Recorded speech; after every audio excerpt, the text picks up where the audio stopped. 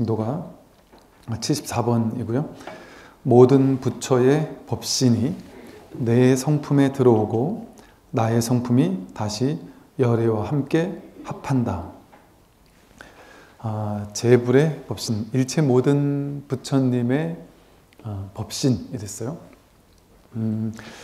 제불, 그러니까 일체 모든 부처님이 됐단 말이에요. 부처님이 한 분이거나 뭐 여러 분이거나 그때 그렇게 이제 우리는 생각을 하죠. 근데 제불, 이 한 분이고 여러 분이고 제불이 곧 한 분이거든요. 일체 모든 것이 전부 다 부처 아닌 것이 없기 때문에 모든 것을 전부 다 부처라고 본단 말이죠. 그래서 이제 제불 이랬어요.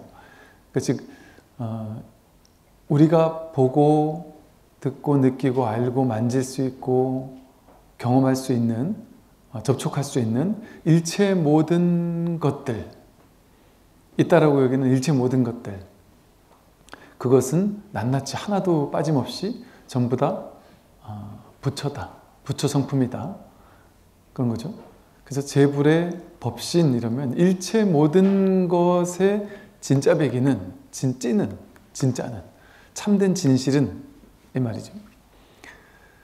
일체 모든 존재가 제법이 그대로 제불이거든요. 일체 모든 존재가 그대로 부처이고 부처의 법신이다.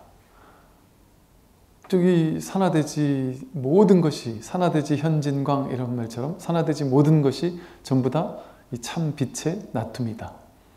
부처의 나툼이다. 부처의 몸이다. 우리는 내 몸, 다른 사람의 몸, 이 세상 모든 것들의 뭐 형체 이런 것들을 생각하지만 그 모든 것이 진실이 뭔지를 본다면 전부 다 부처의 법의 몸이다. 법신일 수밖에 없다. 오로지 이 세상에는 법 하나밖에 없다 이 소리예요.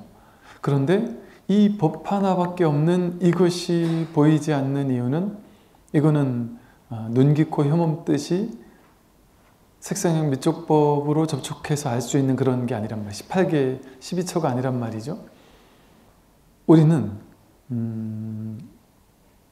보이고, 듣기고, 들리고, 느끼고, 뭐 냄새 맡아지고, 맛볼 수 있고, 감촉 느낄 수 있고, 알 수 있는 어떤 대상만을 알 수밖에 없어요. 그런데 이 마음 법신이라는 것은 대상이 아니거든요.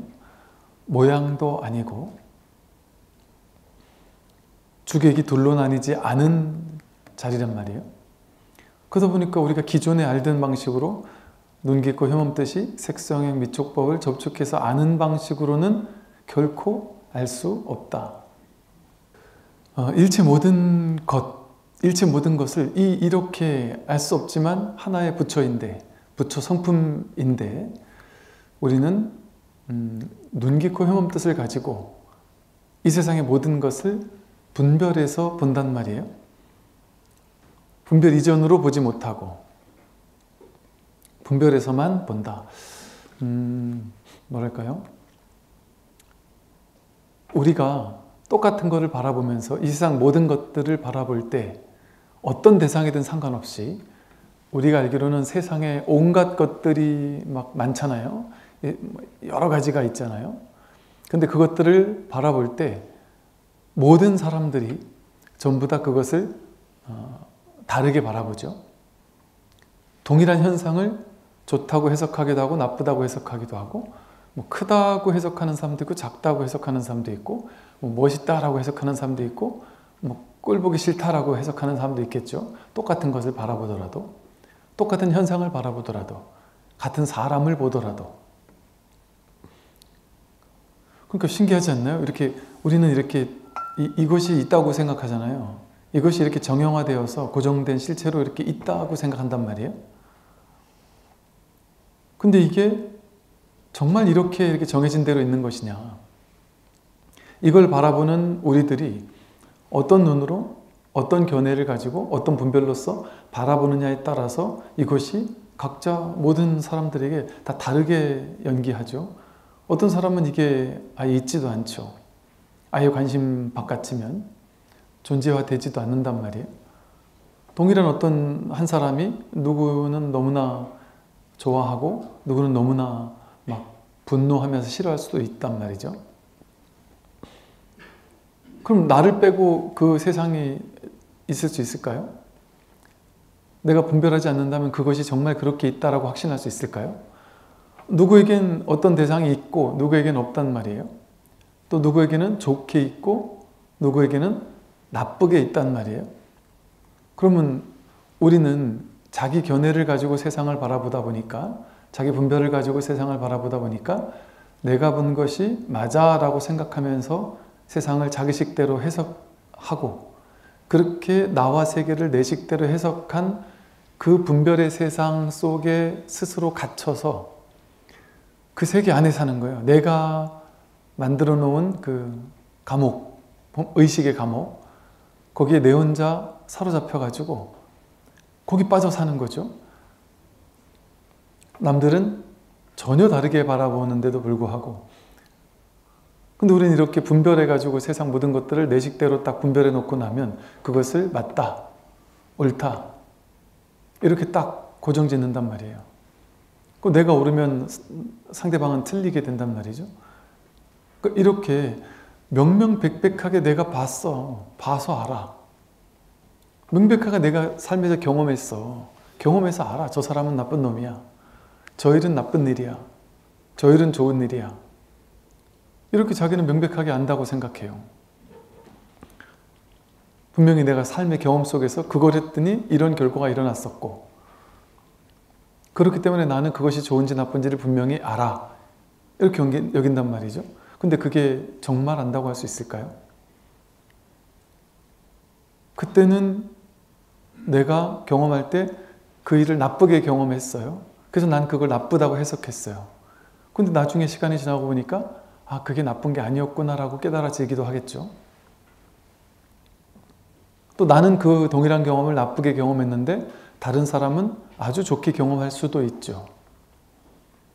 예전에 이제 처음 막 대학교 갔을 때 그 첫 캠퍼스의 막 낭만과 그 즐거움, 막 재밌고, 야, 내가 태어나서 인생이 이렇게 재밌는 거구나를 처음 경험했던 것 같거든요.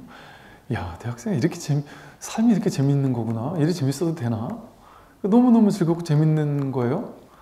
근데 나중에 졸업할 때 즈음에 그 같은 동기, 별로 대화를 안 나눠봤던, 항상 조용해서 있는 듯 없는 듯 했던 친구와 대화를 나눴는데 되게 놀랐던 기억이 나거든요. 제가 이렇게까지 즐겁고 재밌고 행복해도 되나 싶었던 그 1학년 시절을 이 친구는 너무 괴롭게 지냈더라고요. 차라리 고등학교 때는 다들 공부하느라고 바쁘니까 남들 친구들 생각할 겨를이 없고 다들 그냥 책상 앞에 앉아가지고 이렇게 글자하고만 둘이 앉아 있잖아요. 그러니까 그때는 편했다는 거예요. 남들하고 친구랑 대화 안 해도 크게 이상하게 생각 안 하고 그냥 책만 보고 있으면 쟤는 공부 열심히 하는 애인갑다 해서 이상한 사람이라고 생각을 안 했다는 거죠. 근데 이 대학이라는 곳을 오니까 이걸 붙잡고 앉아 있을 수도 없고 이 사람들하고 이제 관계를 맺어야 되는데 그게 본인은 너무 힘든 거죠.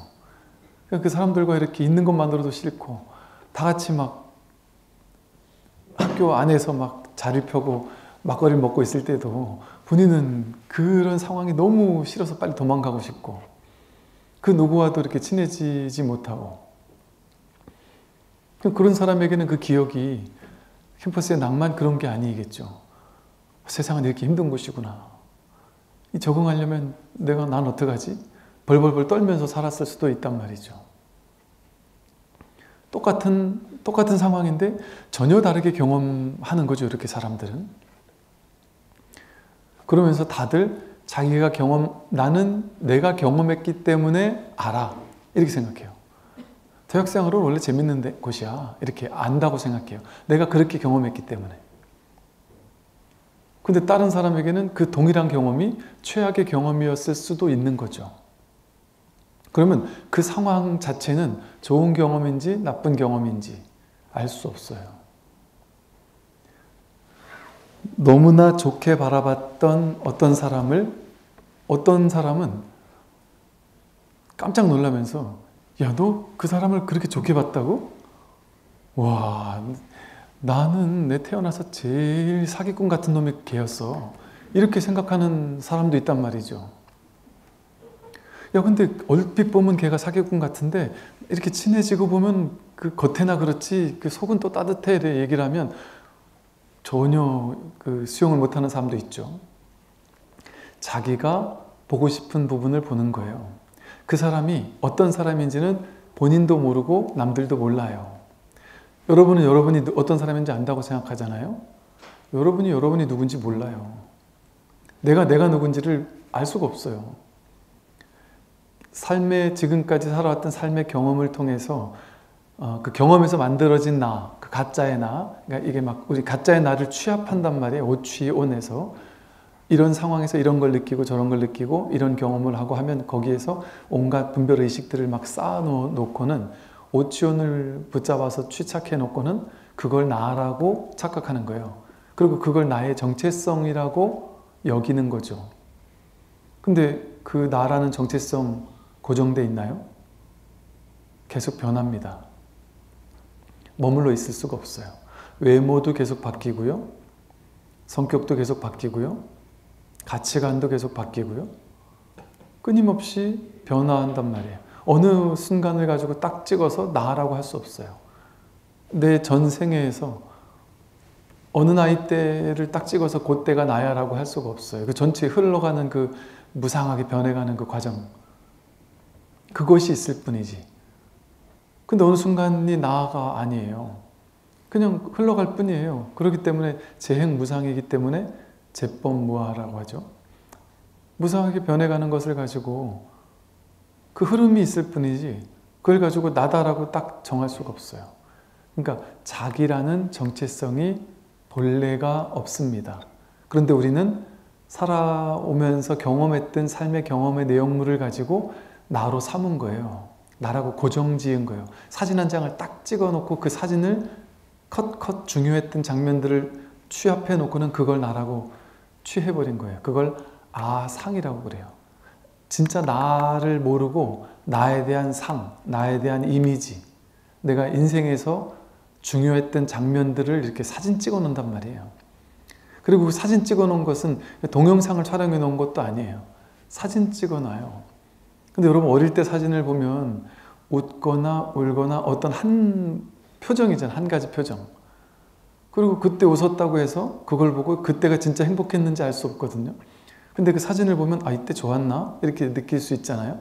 그러니까 그렇게 어떤 특정한 모양으로 딱 판박이 되어 가지고 내 안에 이렇게 저장이 된단 말이죠. 수없이 많은 장면들이, 사진들이. 그리고 그렇게 저장해 놓은 그 상, 모양을 나라고 동일시했던 것뿐이에요. 그건 상일 뿐이지 나라고 내가 취해놨던 나에 대한 이미지 개념일 뿐이지 내가 아니란 말이죠. 그때의 몸도 내가 아니에요. 지금 몸 완전히 바뀌었잖아요. 몸도 계속 변하고 있잖아요. 이 껍데기가 똑같이 생겼다고 해서 계속 내가 아니에요. 껍데기를 이루고 있는 그 안에 있는 세포들, 피부만 해도 4개월에 한 번씩 계속 바뀌고 있다고 그러죠. 똑같다고 할 수가 없어요. 계속 변화가고 있단 말이죠. 이렇게 계속해서 변해가는데 그렇기 때문에 변해가는 것이 있을 뿐이지 내가 변해가는 게 아니에요. 나라는 고정된 하나, 알맹이가 하나가 딱 정해져 있어서 걔는 절대 안 변하는 불변의 실체 같은 나의 알갱이가 딱 있어가지고 걔가 변화를 주도해 간다? 그런 나라는 알갱이가 없단 말이에요. 주체가 없단 말이에요. 그냥 모이고 흩어지고 모이고 흩어지고 모이고 흩어지고 모이고 흩어지는 것이 나름의 패턴을 가지고 이렇게 시간을 두고서 이렇게 변해가니까 어제 거울 봤을 때랑 오늘 거울 봤을 때 같아 보이는 사람이 있으니까 같은 사람이라고 동일시하는 거예요. 근데 10대 때 사진하고 지금 내 사진하고 보면 전혀 다르잖아요. 계속 변해가고 있었는데 그냥 오랜 세월이 걸리다 보니까 그걸 그냥 같은 사람이라고 생각했을 뿐이란 말이죠. 그런데도 불구하고 그러면 내가 없잖아요. 나라는 정체성이 없어요. 그냥 모이고 흩어지는 것 뿐이에요. 그런데 모이고 흩어지는 그 패턴, 경향성, 그런 것들이 업이 쌓이면 어떤 행동을 하고 나서 그 행동을 한 번 하고 두 번 하고 세 번 하고 나면 같은 행동을 비슷하게 반복하면 이게 자동 반사적으로 삶이란 똑같거든요. 항상 모든 존재가 그렇거든요. 이게 업보예요. 비슷한 경험에서 비슷한 반응을 하면 그게 업으로 쌓여가지고 다음에 비슷한 상황이 나올 때 기존에 하던 방식대로 대응하는 게 훨씬 편해요. 수월하고 자연스러워요. 그러니까 어떤 특정한 상황에서 화를 버럭버럭 내던 사람은 비슷한 상황이 오면 계속해서 화를 내는 게 편해요. 그러다 보니까 이 사람은 화를 내는 게 이 사람의 자아라고 착각하는 거예요. 나는 원래 화를 잘 내는 사람, 나는 원래 착한 사람, 이렇게 생각한단 말이에요. 근데 그거는 내가 착한 사람이었던 게 아니고 그러한 업이 쌓여 있어서 그 경향성으로서 그게 그냥 편하게 이렇게 흘러와서 그렇게 모인 것 뿐이에요. 근데 그것도 업이 달라지면 변합니다. 그러면 몸도 내가 아니고 내 성격도 내가 아니고 감정도 내가 아니고 동일한 상황에서 동일한 걸 느끼는 그 느낌이 어떨 땐 좋은 느낌을 느끼다가 어떨 땐 괴로운 느낌을 느끼기도 하거든요. 인연이 달라지면. 똑같은 상황에서. 어느 날 여러분이 장만했던 첫 집에 들어갔을 때 그 느낌 얼마나 행복했겠어요. 드디어 나도 보금자리가 생겼구나. 나도 집이라는 게 생겼구나. 몇 평 안 되는 작은 집이지만 와, 내 집이 생겼다고 하면서 얼마나 막 기뻐했겠어요. 근데 시간이 지나고 나면은 그게 완전 다른 느낌일 수 있죠. 같은 공간인데 달라질 수 있죠. 나는 지금 이 나이 되도록 이렇게 조그만 집에, 이렇게 허름한 집에 이렇게 가난해가지고 어떡할 거냐 하면서 그 환희심 나던 집이 아주 최악의 집인 것처럼 가난을 증명하는 것처럼 느껴질 수도 있단 말이에요. 그 느낌, 동일한 상황에서 동일한 느낌이 일어나는 게 아니에요. 업이 달라지고 삶이 달라지고 시간이 흐르고 하면 그 느낌이 달라져요. 생각도 달라져요. 의지도 달라지고 의식도 달라지고 이렇게 끊임없이 변해가는데 그 중에 어떤 걸 가지고 나라고 동일시할 수 있습니까? 성격도 내가 아니고 특정한 걸 좋아한다 그것도 내가 아니에요. 안 좋아할 수도 있어요. 좋아하다가. 그런데 그렇게 자기라고 만들어진 업식으로서의 나, 오온으로서의 나, 내가 취합해가지고 모양을 다 취합해가지고 쌓아두었던 그 가짜 가짜의 나를 진짜 나라고 여기는 마음이 중생심이죠. 분별심이에요. 그리고 그 마음은 다른 사람의 마음과 다르게 생겼잖아요. 그 몸은 다른 사람의 몸과 다르게 생겼고 의지, 의식, 생각, 감정 다 다른 사람 것과 다르단 말이에요. 그러니까 이 나의 고유한 성격, 개성, 느낌, 감정, 몸 이런 게 있구나. 이렇게 생각하는 것뿐이에요. 분별하는 것뿐이에요. 이것이 부처님께서 말씀하신 오온을 자기라고 허망하게 착각한다. 그럼 바르게 보면 그 오온이 내가 아니다. 오온 개공이다. 오온은 공한 것이다. 무상하고 무아인 것이다. 끊임없이 변해가는 것이다. 이러거든요.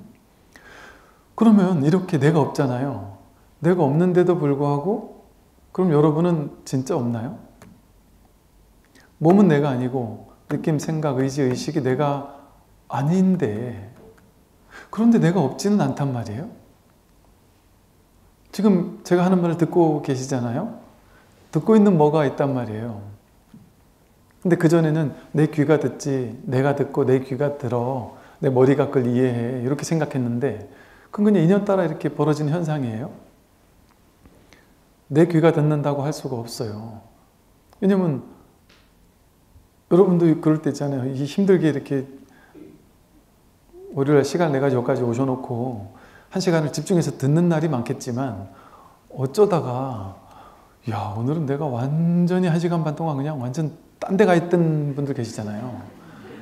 저 얘기를 전혀 안 듣고 이 생각 갔다가 저 생각 갔다가 집에 갔다가 회사 갔다가 남편한테 갔다가 자식한테 갔다가 막 온갖 시공간을 막 떠돌아다니는 사람들 있잖아요.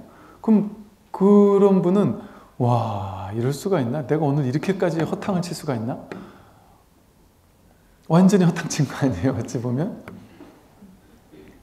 그럼 그때 제가 1시간 반을 얘기를 했는데 여러분 눈은 저를 보고 있단 말이에요. 다 눈은 100% 저를 보고 계시거든요. 근데 눈만 보고 있는 약간 시체 비슷한, 좀비 비슷한 눈은 여기 꽂혀 있는데 지금 전혀 마음은 딴 데 가 계시는 분이 계세요. 그럼 그분은 눈은 저를 보고 있었는데 실제 저를 본 게 아니죠. 1시간 동안 온갖 스펙타클한 그 인생 뭐 곳곳을 막 왔다 갔다 하면서 누구를 욕하고 누구를 막 괴롭히고 하면서 막 온갖 곳을 왔다 갔다 떠돌아다녔단 말이에요.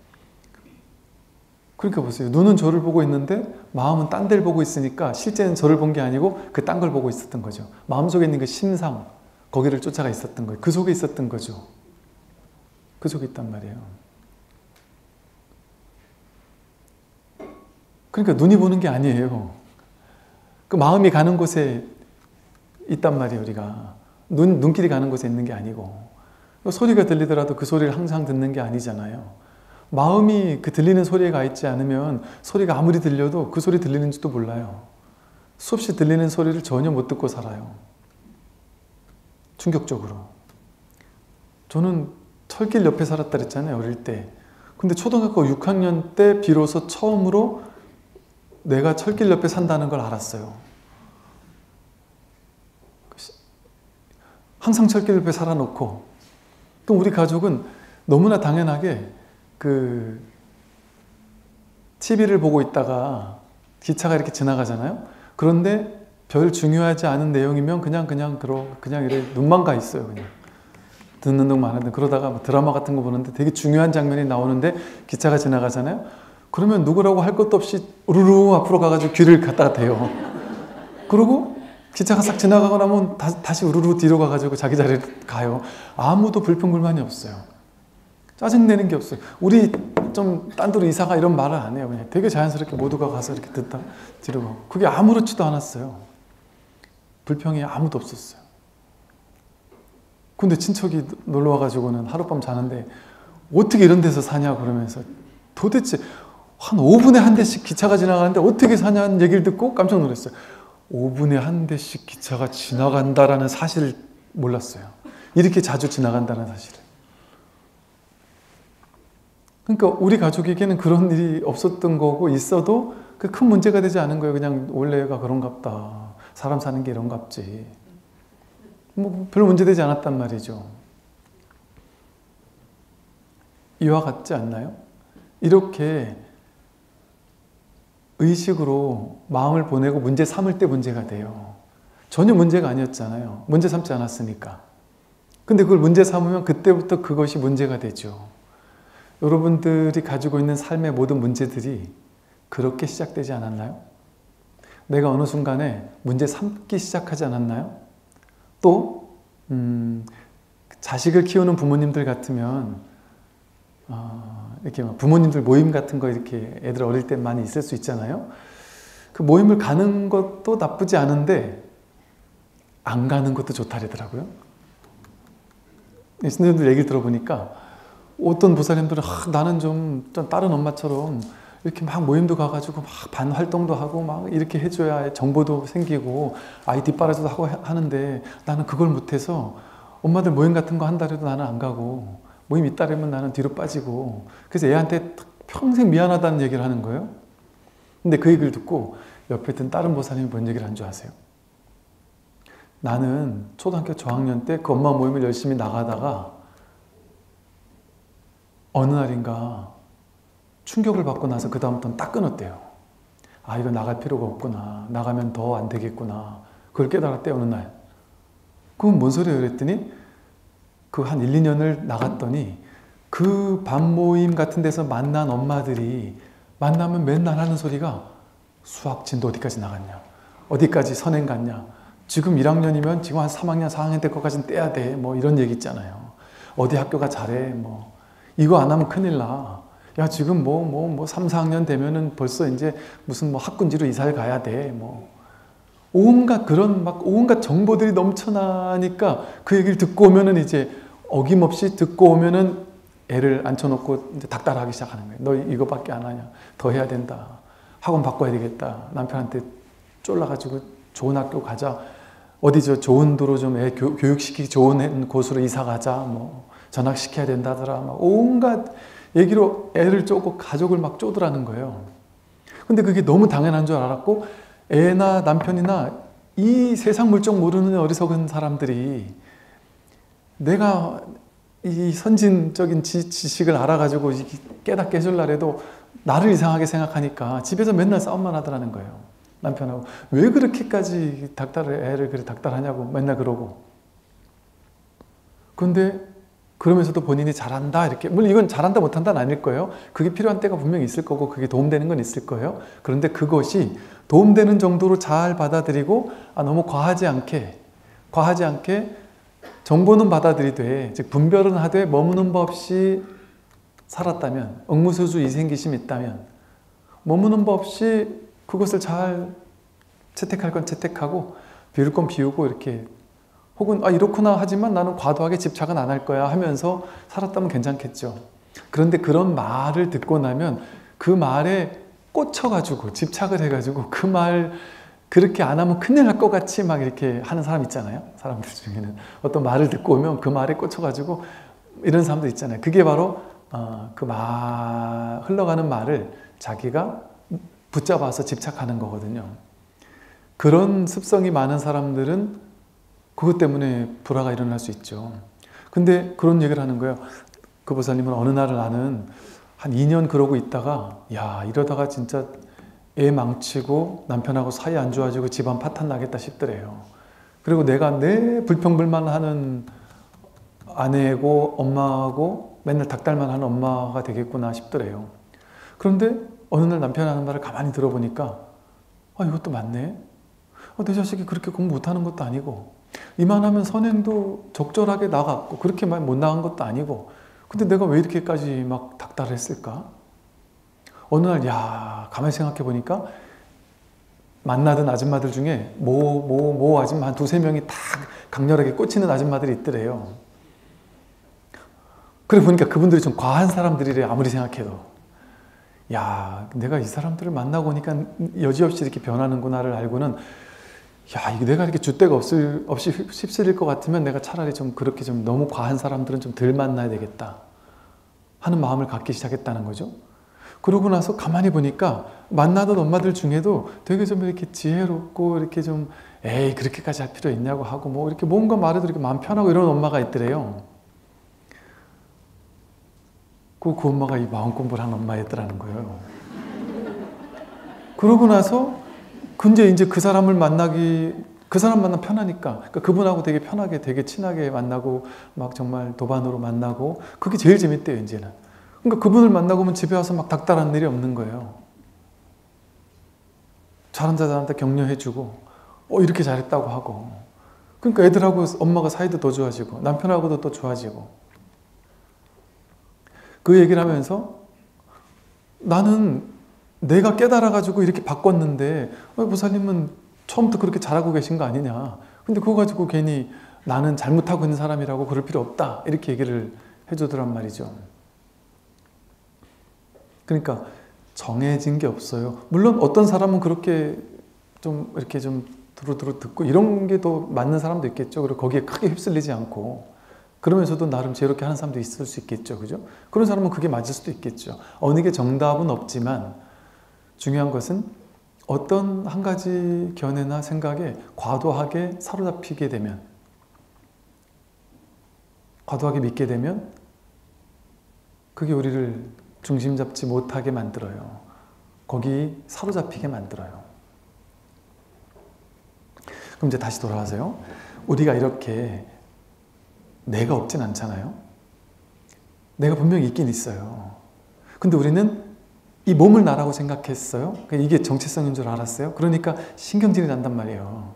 거울을 볼 때마다 옛날에는 젊고 예쁜 애가 있었는데 지금은 점점 나이도 들고 쭈글쭈글해지는 애가 볼 때마다 이렇게 나타나 있단 말이죠. 그 마음에 안 드는 모습이 보일 수도 있단 말이에요. 이 몸이 나라고 생각하면 몸의 컨디션에 따라서 화장 잘 받냐 안 받냐에 따라서 하루 컨디션이 달라지고, 또 내가 만나는 엄마들 상황에 따라서 저 엄마는 저 나이를 거꾸로 먹나, 저 엄마는 왜 저렇게 젊어 보이는 거야? 하고 화딱지가 나고 짜증이 난단 말이죠. 왜? 외모에 따른 분별이 엄청 많잖아요. 난 요즘 왜 이렇게 막 얼굴에 뭐 기미가 나고 주근깨가 나냐, 왜 이렇게 사람이 얼굴이 이렇게 탁해 보이냐, 뭐 전에 어떤 아줌마 보니까 막 동자 같던데 뭐 이러면서 그런 스트레스가 엄청 많잖아요. 평생 이 몸이 난 줄 아니까 내 몸을 다른 사람들의 몸보다 더 괜찮은 몸으로 되고 싶은 생각들 때문에 온갖 분별이 일어나서 나를 괴롭히잖아요. 몸이 나라고 생각하니까. 또 감정이 나라고 생각하면 다른 사람은 감정에 크게 끄달리지 않는 사람을 보면 부러워요. 감정에 막 휩쓸리는 나를 보면 막 불쌍해 보이고, 우울해 보이는 나를 보면 시답지 않은 사람 같고, 또 이 사고 생각하는 것도 생각이 또렷하고 뭔가 바르고 밝고 긍정적인 이런 사람을 보면 나와 다르구나 싶어서 괜히 또 막 비교되고, 이게 다 오치원이잖아요. 오원이잖아요. 그러니까 우리는 그렇게 내 몸과 마음, 몸과 느낌, 생각, 의지, 의식을 나라고 여겼기 때문에 온갖 분별에 사로잡혔어요. 평생을. 왜? 이게 나라고 생각했으니까. 그러면 삶이 버거워요. 삶이 버겁고, 이게 나다라는 데서 온갖 분별이 생겨요. 내 몸에 대해서, 내 느낌, 생각, 의지, 의식에 대해서 남들과 비교하면서 온갖 분별심에 사로잡혀요. 플러스 아와 아소 이래요. 불교에서는 온갖 분별망상의 시초는 아와 아소다 이래요. 나와 내 것. 나 때문에 괴롭잖아요. 근데 이제 내 것 때문에 또 온갖 괴로움이 생겨요. 내 남편, 내 남편하고 남의 남편하고 자꾸 비교를 안 할 수가 없다니까요. 내 자식하고 남의 자식하고 내 비교하고, 내 집하고 남의 집하고 비교하고, 내 돈하고 남의 돈하고 비교하고, 내 옷하고 남의 옷하고 비교하고, 희한하게 똑같은 옷을 똑같은 돈 주고 샀는데 내가 입으면 태가 안 나는 것 같고, 남들이 입으면 그냥 막 연예인 입은 것 같이 태가 나 보이고 화딱지가 난단 말이죠. 그러니까 나와 내 거라는 망상이 생겨나는 데서 모든 괴로움이 시작됩니다. 이것 때문에 우리가 평생을 괴로워하면서 사는 거잖아요. 그런데 그 모든 괴로움의 원인, 이게 아상에 있거든요. 모든 괴로움의 원인을 어떻게 내려놓을 수 있을까요? 어떻게 해결할 수 있을까요? 내가 있는 동안은 해결이 안 돼요. 내가 있는 동안은 내 몸, 내 느낌, 내 생각, 내 성격, 내 거, 이게 계속 존재하잖아요. 그러니까 내게 있으면은 나와 아닌 상대방들이 존재한단 말이에요. 그럼 나와 세계 속에서 내가 살아남아야 되는 그런 심각한 게임이 아니에요. 이거는 너무 심각해서. 게임은 즐기는 거잖아요. 삶은 게임이거든요.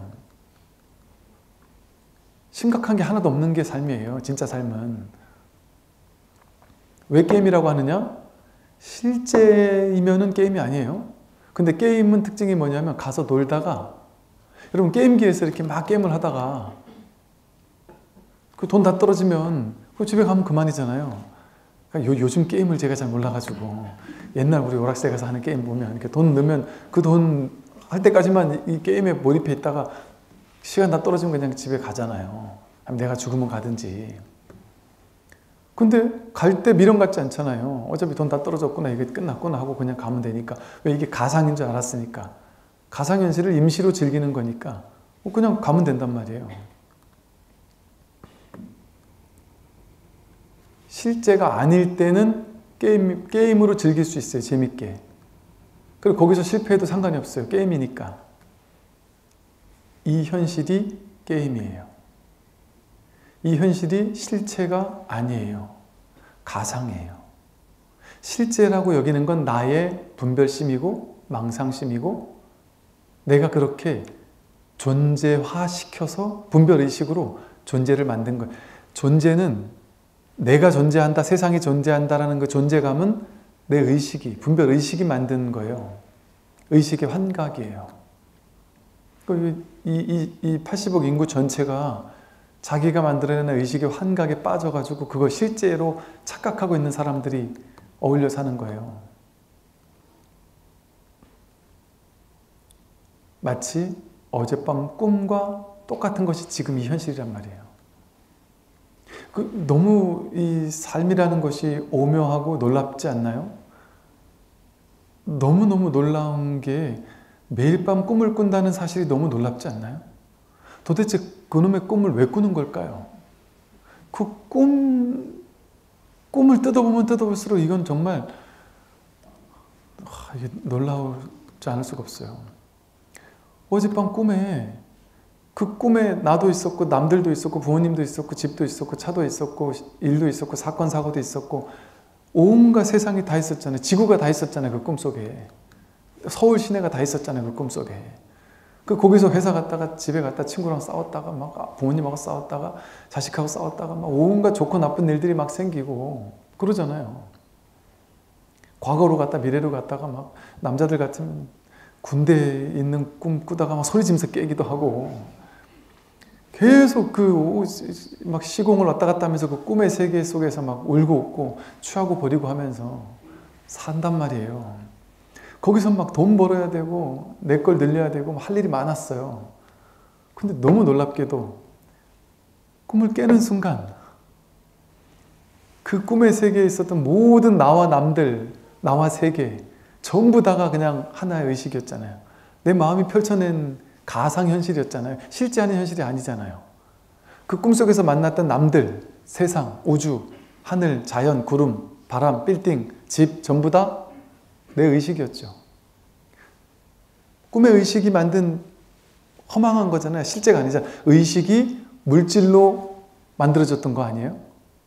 그리고 꿈속에 있을 땐 그게 의식이라는 생각을 죽어도 못했죠. 정말 빌딩이 있는 줄 알고 정말 내 집이 있는 줄 알고 내 몸이 있는 줄 알고 너가 있는 줄 알고 나와 너가 싸운 일이 정말 있는 줄 알았죠.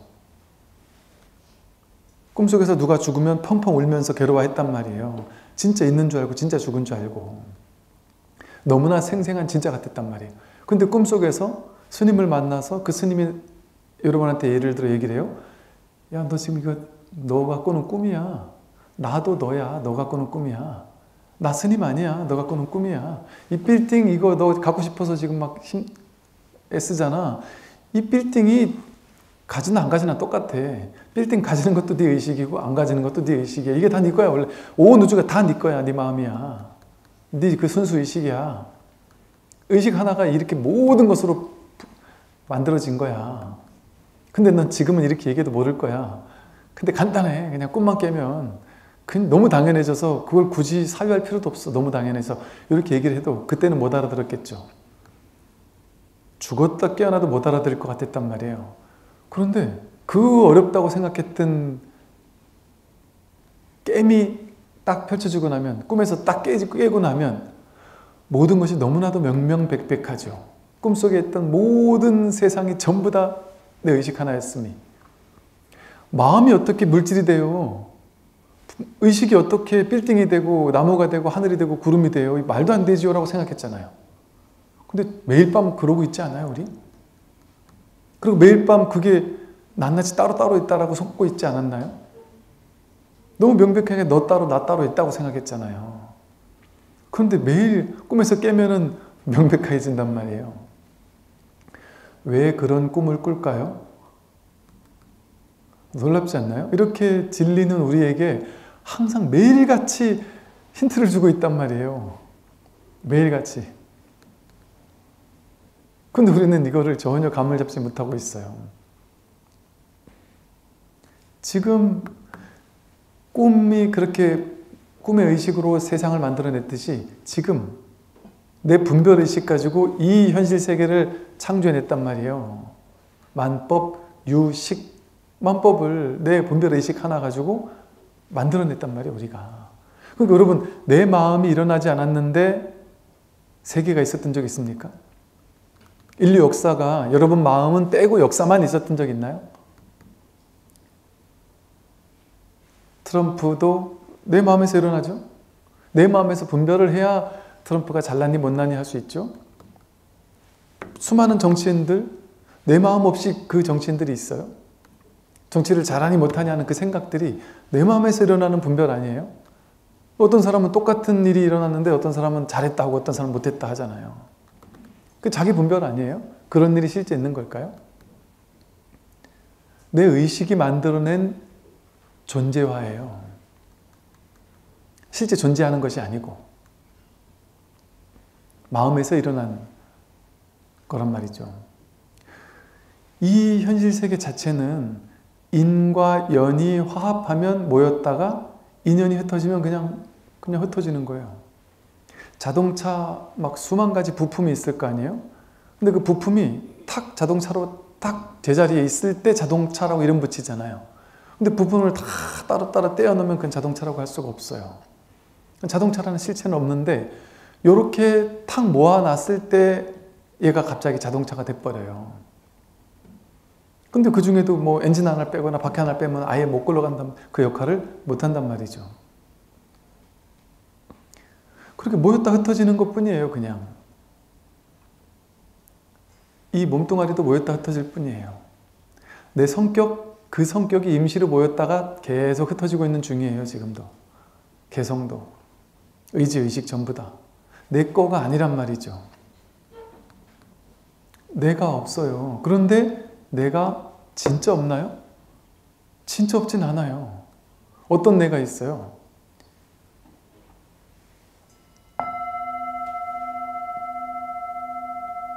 분명히 몸과 마음이 내가 아닌 것 같은데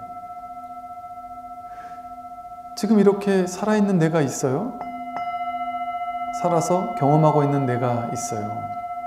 귀가 듣는 게 아니란 말이에요. 귀가 듣는 게 아닌데 뭐 하나가 이렇게 듣고 있는 놈이 하나 있어요. 그게 귀인지 뭐 뇌가 귀랑 같이 했는지 이건 생각이잖아요. 그 생각은 내려놓고 분명한 거 하나는 뭐가 듣는지 모르겠어요. 근데 이렇게 이 듣고 있는 놈 하나가 생생하게 살아있어요. 생생하게 살아있는 그게 있으니까 지금 이걸 듣고 있잖아요. 이 보는 놈 하나가 이걸 이렇게 보고 있어요. 그럼 보세요. 이 보고 있는 이거는 여기 계신 모든 분들이 똑같아요. 이 듣고 있는 이거는 똑같아요. 그런데 여기 있는 모든 분들이 이걸 보고 왜 저렇게 몽둥이를 들고 있을까? 흔들고 있을까?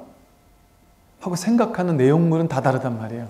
어떤 특정한 사물을 보고 좋다 나쁘다 맞다 틀리다 크다 작다 이런 해석 판단 분별은 사람마다 다 다르죠.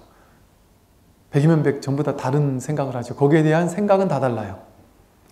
그런데 그 생각을 일으켜서 그것을 내 생각으로 재해석하면서 그것을 내 식대로 존재화시키기 이전, 분별하기 이전 그냥 이 경험, 이 있음 이 자체, 이 살아있는 이거 자체 이거는 우리 모두가 똑같아요. 그러니까 즉 우리 모두에게 다 다른 게 있지만 똑같은 게 하나가 있지 않아요?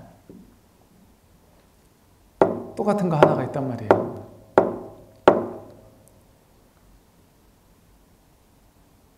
듣고 있는단 말이에요. 보고 있고 냄새 맡고 있고 맛보고 있고 감촉 느끼고 있고 생각하고 있고 눈, 귀, 코, 혀몸 뜻에 전부 다 있음이 있잖아요. 있음. 이 또 다른 말을 있음이라고도 하고 다른 말로 봄이라고도 해요. 봄. 눈으로 본다. 귀로 들어본다. 코로 냄새 맡아 본다. 입으로 맛본다. 몸으로 감촉 느껴 본다. 생각해 본다. 이게 다 봄이잖아요. 이게 비추는 작용이란 말이에요. 이게 있는 거고 이게 진짜 있는 건 이거란 말이죠.